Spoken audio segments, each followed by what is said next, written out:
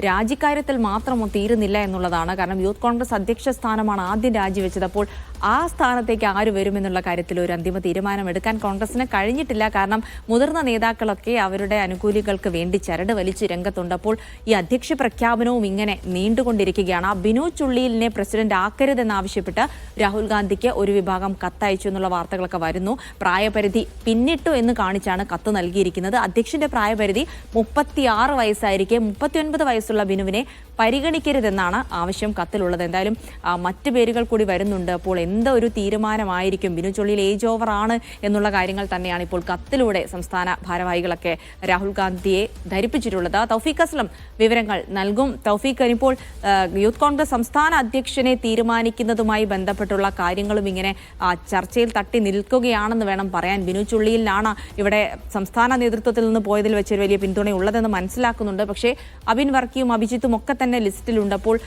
ബിനു ചുള്ളിയിലിന് ഇപ്പോൾ സംസ്ഥാന ഭാരവാഹികൾ തന്നെ അയച്ച കത്ത് പ്രകാരം ഏജ് ഓവറായി എന്നാണ് പറയുന്നത്. അതുകൂടെ പരിഗണിക്കുമ്പോൾ ഒരു തീരുമാനം എടുക്കുമ്പോൾ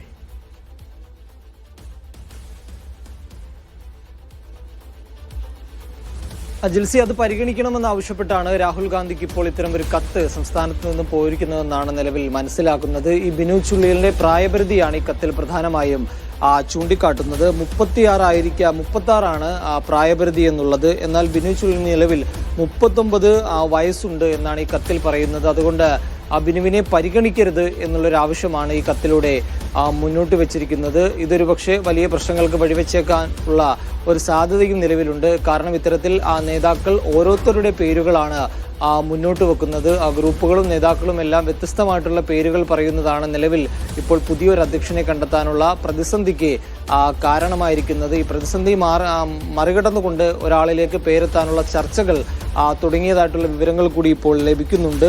നിലവിൽ ഇത്തരമൊരു കത്ത് രാഹുൽ ഗാന്ധിക്ക് കൈമാറിയിട്ടുണ്ടെന്നാണ് നിലവിൽ മനസ്സിലാകുന്നത്. ആ കത്ത് ഒരുപക്ഷെ ദേശീയ നേതൃത്വത്തിന്റെ പരിഗണനയിലായിരിക്കും. ഈ കത്തുൾപ്പെടെ പരിഗണിച്ചുകൊണ്ടായിരിക്കും ആരായിരിക്കണം ഇനിയിപ്പോൾ പുതിയ അധ്യക്ഷൻ എന്നതിലേക്കുള്ള ഒരു തീരുമാനത്തിലേക്ക് എത്തുക.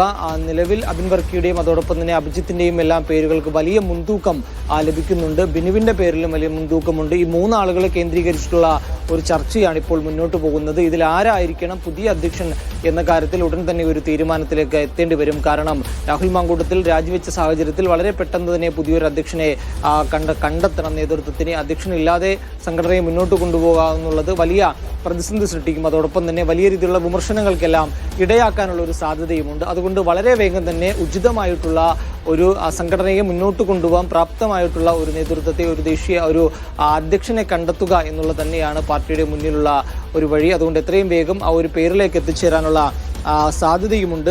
നിലവിൽ ബിനു വേണ്ടി KC വേണുഗോപാൽ അതോടൊപ്പം തന്നെ ആണ് ഇതിൽ ഏറ്റവും മുന്നിൽ നിൽക്കുന്നത്. KC ഇപ്പോഴും ബിനുവിന്റെ പേര് തന്നെയാണ് ഉയർത്തുന്നത് എന്നാണ് മനസ്സിലാക്കാൻ സാധിക്കുന്നത്. അതോടൊപ്പം തന്നെ KM അഭിജിത്തിനായി MK രാഘവനും പഴയ A ഗ്രൂപ്പിലെ ഒരു വിഭാഗവും രംഗത്തെത്തുകയും ചെയ്തിട്ടുണ്ട്. ഒരുപക്ഷെ ഈ ബിനുവിനെ അധ്യക്ഷ സ്ഥാനത്തേക്ക് കൊണ്ടുവരികയാണെങ്കിൽ ബിനുവിന് പകരമായിട്ട് ദേശീയ നേതൃത്വത്തിലേക്ക് അഭിജിത്തിനെ പരിഗണിക്കും എന്നുള്ളൊരു വിവരം കൂടി ലഭിക്കുന്നുണ്ട്. അങ്ങനെ ഒരു സമവായത്തിലേക്ക് എത്താനുള്ളൊരു സാധ്യതയുണ്ട്. അതേസമയം അബിൻ വർക്കി എന്തു ചെയ്യും എന്നുള്ളൊരു ചോദ്യം ഇപ്പോഴും നിലനിൽക്കുന്നുണ്ട്. അബിനായി വലിയ രീതിയിലുള്ള സമ്മർദ്ദം ദേശീയ തലത്തിലടക്കം ഇതിനോടകം തന്നെ ചെലുത്തുകയും ചെയ്തിട്ടുണ്ട്. അതുകൊണ്ട് വലിയ പ്രതിസന്ധി നേതൃത്വത്തിന്റെ മുന്നിൽ നിൽക്കുന്നുണ്ട്. ഒരാളുടെ പേര് ACCക്ക് കൈമാറുകയാണെങ്കിൽ ACC പുതിയ അധ്യക്ഷനെ പ്രഖ്യാപിക്കും. അതല്ല, ഇനിയിപ്പോൾ കൂടുതൽ പേരുകളാണ് ACCക്ക് മുന്നിൽ എത്തുകയെങ്കിൽ അത് കൂടുതൽ ചർച്ചകൾക്ക് ശേഷമായിരിക്കും ആരായിരിക്കണം അധ്യക്ഷൻ എന്ന കാര്യത്തിൽ ദേശീയ നേതൃത്വം ഒരു തീരുമാനമെടുക്കുകയുള്ളൂ.